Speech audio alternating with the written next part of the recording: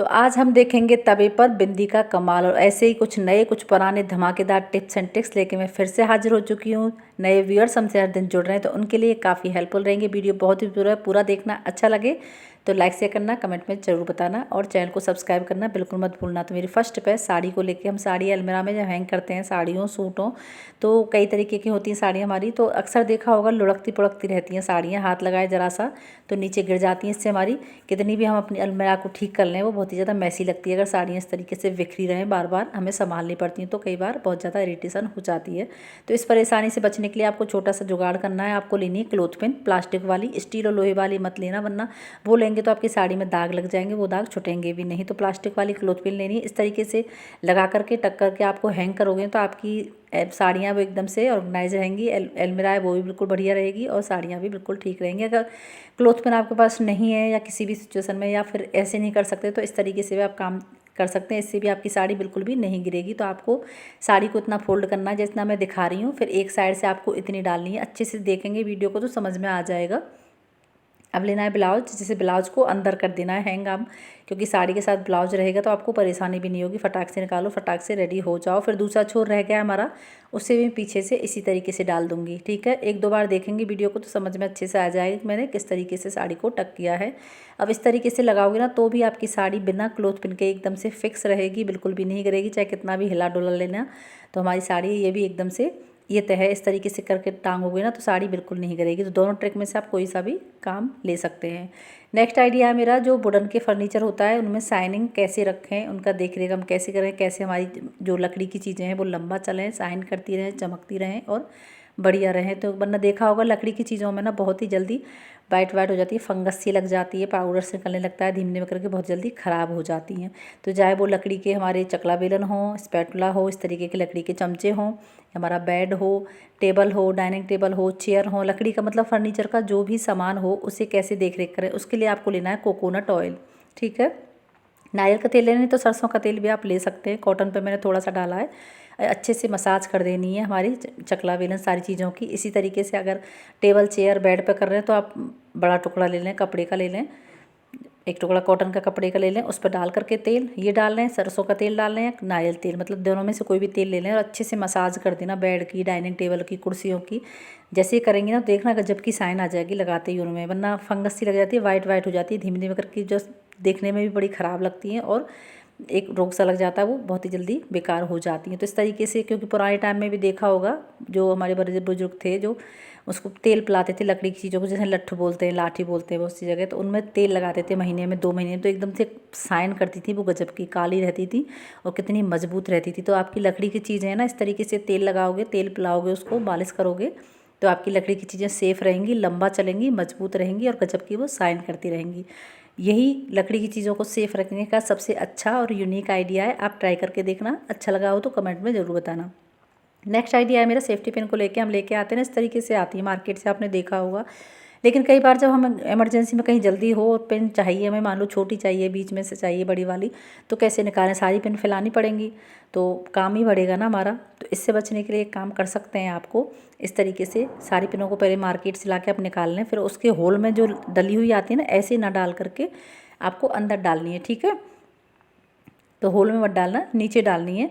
तो सारी पिनों को जो है इसी तरीके से टक कर लेना, इस तरीके से। ठीक है, इस तरीके से डाल के रख देंगे तो अब आपको काम बहुत आसान हो जाए। एक बार लगेगा काम करना, जब मार्केट से लाएँ खरीद के, बस एक बार आपको टक करनी है, लेकिन जब आगे लेंगे ना तो बहुत ही आसानी रहेगी। जब भी आपको ज़रूरत हो, छोटी चाहिए छोटी निकालो, बीच में से चाहिए बड़ी चाहिए जो निकालो, और आपका काम आसान हो जाएगा, मिनटों का काम सेकंड में। ठीक है, वरना सारी फैलाएंगे तो और भी ज़्यादा काम बढ़ेगा आपके। नेक्स्ट आइडिया में, त्योहारों का सीज़न आ ही रहा है, सारे त्यौहार आ रहे हैं तो सजना संवरना तो उस पर बनता ही है। और ऐसे में चूड़ियों में एक आता है हमारा, और कई बार अक्सर ऐसा हो जाता है, मेरे साथ तो हमेशा ऐसा होता है, काम काज रहता है क्योंकि त्यौहार पर हम लेडीज़ के लिए काम भी बहुत बढ़ जाता है, तो काम के चक्कर में खुद के ही काम रहते हैं। तो अक्सर देखा होगा साड़ी पहन लेते हैं, तैयार हो जाते हैं, चूड़ियाँ अक्सर रह ही जाती हैं। तो इसको करने के लिए आप छोटा सा एक काम कर सकते हैं। जब भी करें ना तो इस तरीके से, जब भी 1 मिनट 2 मिनट मिले तो आप इस तरीके से सुबह ही, जैसे आपको साड़ी पहननी है, रेडी होना है, तो सुबह ही जब भी टाइम मिले, रात को भी मिले, तो इस तरीके से सेफ्टी पिन में टक करके रख दें सेट, तो आपका एक जगह मिल जाएगा और सामने बना रखा रहेगा ना, तो उसे पहनने में आसानी भी रहेगी। फटाक से साड़ी पहनी और चलते चलते हमने चूड़ियाँ भी डाल ली। तो बहुत ही छोटी सी ट्रिक है लेकिन है बहुत यूजफुल, वरना अक्सर हम लेडीज़ की है ना अपनी खुद की ही चीज़ें छुट जाती हैं और अक्सर परेशानी होती है, खुद मेरे साथ भी ऐसी होती है। नेक्स्ट आइडिया मेरा मिक्सी जार को लेके हम जैसे जैसे इस्तेमाल करते हैं ना, तो मिक्सी है ना उसकी धार ब्लेड की वो भी कम हो जाती है, अच्छे से काम नहीं करती है, घूमना भी कम हो जाता है ब्लेड का। और जो प्याज लहसुन का पेस्ट पीसते हैं उसकी भी अजीब सी स्मेल हो जाती है, शाइनिंग भी रहती नहीं है। तो कैसे हम जुगाड़ लगाएं कि हमारी मिक्सी बढ़िया चुस्त दुरुस्त रहे, अच्छे से काम करती रहे। तो इसके लिए एक छोटा सा काम करना है, आपको लेना है खाने वाला नमक। ठीक है, आधा चम्मच मैं नमक लिया है। दूसरी चीज़ मैं लूँगी आधा चम्मच बेकिंग पाउडर। ठीक है, और फिर लेना है आपको नींबू का जूस डाल लेना 8-10 स्पून, नहीं तो छिलका से भी काम चल जाएगा, आप छिलका कट करके डाल दें। मैंने दोनों चीज़ें डाल दी, जूस भी डाल दिया और छिलका भी कट करके मैं डाल दूँगी।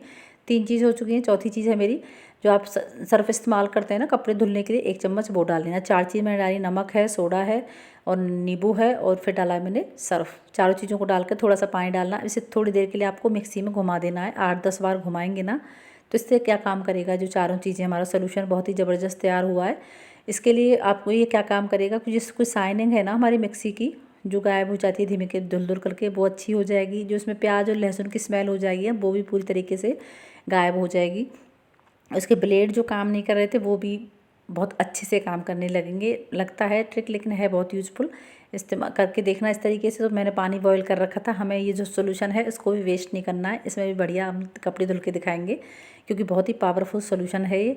तो मैंने गर्म पानी किया था गैस पर, गर्म पानी इसमें डाल दिया है अच्छे से। और जो भी आपके कपड़े हैं, जैसे कई बार बहुत ज़्यादा बच्चे भी गंदे कर देते हैं ना कपड़ों को, तो वो कपड़े हों या किचन की टॉवल वगैरह हों, तो बिल्कुल अभी मैंने दिखाया इसमें दाग धब्बे लगे हुए थे कपड़ों में, तो चमाचम चमका के मैं दिखाऊंगी रगड़ के। थोड़ी देर के लिए मैंने भिगो दिया है, अब मैंने धुल दिया है मिक्सी का जार, तो ये भी एकदम से चमक गया और सारी परेशानी दूर हो जाएगी इस सोल्यूशन से।